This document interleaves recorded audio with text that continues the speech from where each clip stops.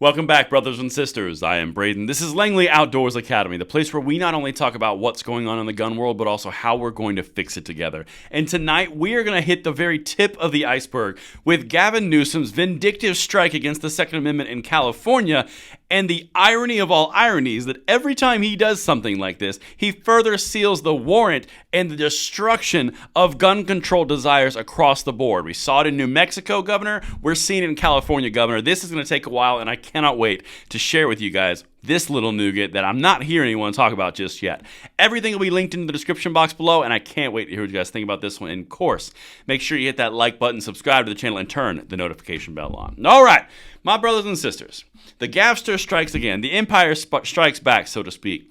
Rob Bonta and his DOJ got smoked, and Gavin Newsom got smoked by Judge Benitez with a magazine ban being unconstitutional. So Gavin Newsom vindictively does a super secret bill signing, and then, like I said, completely undermines gun control in the future with more gun control now. First of all, let me show you just a few high-level things that he just did, and this is going to take multiple videos this week to break down how bad this is. Let's get into it because, oh man, I can't wait to show you the red flag thing.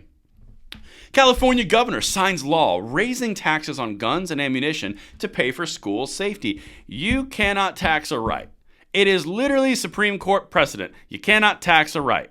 This is kind of akin to taxing your polls, to go to the polls, to vote. You can't tax a right. We've already done this whole thing with civil right infringements. You can't do it against guns just because you don't like guns. This is blatantly unconstitutional, but you got to get those bona fides to push Biden out of the ticket, right? Yeah.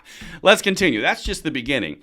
But I'm going to jump out of order because I like you guys, and I'm going to give you the payoff real quick. Then we'll get back to the taxes and some other things. But you guys remember those red flag laws that California's so fond of and we hit all the time on this channel? Well, a big way that they are successful in their infringements is they keep it ambiguous. They never tell you details. Nothing is really written down so they can't get sued. Well, unfortunately for California gun controllers, they just got forced to write down what red flag law restrictions are around gun violence prevention stuff or gun violence restraining orders, GVROs. And this is where it's going to get in trouble because now you're putting it on paper. Check this out.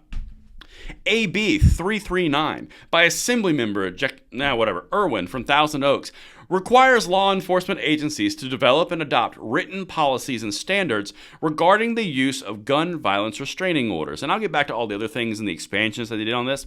But I wanted to hit this one in the first high-level topic. You realize what they just did. The reason they're successful in any type of court case before Bruin was because they said it was ambiguous and it was up to a judge's discretion and it was ex parte, but it was for common sense safety. Now they just passed and signed a law that says you have to put it into a written understanding of what exactly the policies are. Good luck writing that down and keeping it constitutional. The ambiguity is what was keeping you okay, air quotes, for the California judge systems.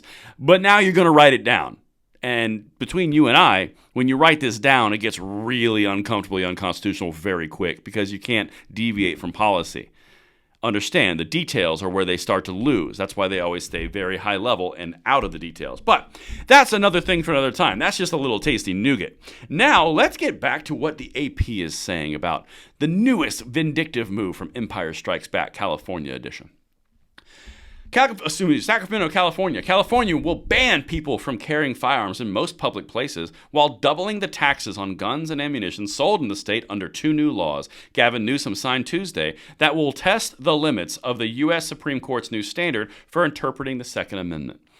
It irritates me that they do this, but at the same time, I kind of just sit back and watch and let gravity start to affect. The sensitive places thing, just like we talk about everything else on this channel, just like mag bans, just like AR bans, the more attention they draw to this, the more they're going to bring it before the SCOTUS. They're going to get more attention. New York has done it. Illinois has done it. Oregon's trying to do it. California's doing it. All the 10 or 11 bastions of gun control in the United States are doing sensitive places. New Jersey, all of them. They're going to get to a point where they're going to get smacked down by the judges again. And it may not even get to SCOTUS. It might just get stuck at the district level because this is that bad. But anyway, let's continue because taxing a right, oh boy, yeah, good luck. The federal government already taxes the sale of guns and ammunition at either 10% or 11%, depending on the type of gun, which brings up an interesting point. Why is that allowed to stand? Thanks, Gav, for exposing that. The law Newsom signed adds another 11% tax on top of that, making California the only state with a separate tax on guns and ammunition, according to the gun control advocacy group Brady. So this is something that bothers me. Well, it all bothers me, but this really bothers me. If you are an advocate and you say that, well, it's for common sense safety and Democrats are for the everyday working man and therefore taxing the rich and therefore making sure that everyone pays their fair share in taxes, if you want to defend yourself, you now have to pay double taxes on a federal and state level in California, therefore increasing your ability or your cost for the right that you already have. Understand, this man just signed a law that's going to impact the lowest on the economic standard, single mothers, low-income housing, low-income families. All of these different pieces of which they say they're all for, they just tax them 100% on what they were already getting on a federal level. They do this all the time. They make it an opposition for your rights. Let's continue, though. Because the money will pay for security improvements at public schools and a variety of gun violence prevention programs, including those geared towards young people in gangs. Your tax dollars are now going to gangs to prevent criminals from being criminals. I thought that police force thing was that. Now you need a social program instead of that gun owners are going to pay for? Yeah. Good luck in court. The money from the federal tax, which has been in place for more than 100 years, pays for wildlife conservation and hunter education programs. Well, it sounds like we need to go ahead and get rid of that 100-year-old thing. Again, thanks, Gav. But let's continue, because they are not alone in this. The laws were some of nearly 24 gun control measures Newsom signed on Tuesday, but he acknowledged many of these laws might not survive legal challenges now that the U.S. Supreme Court has imposed a new standard interpreting the nation's gun laws. You admitted in the press conference it's probably going to be unconstitutional. You're going to do it anyway. And you know the whole time it's unconstitutional. Hey, quick question. Guys, let me know in the comments below what you think about this. When's it going to be time for people to actually face penalties like expulsion from office when they knowingly violate the U.S. Constitution? There's no consequence for them to do this.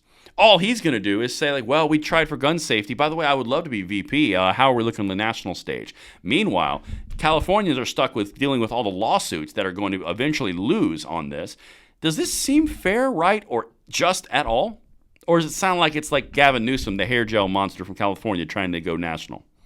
Anyway, if you are a gun control supporter in California, I really am curious how you can support all of these infringements and tax increases on the lowest income.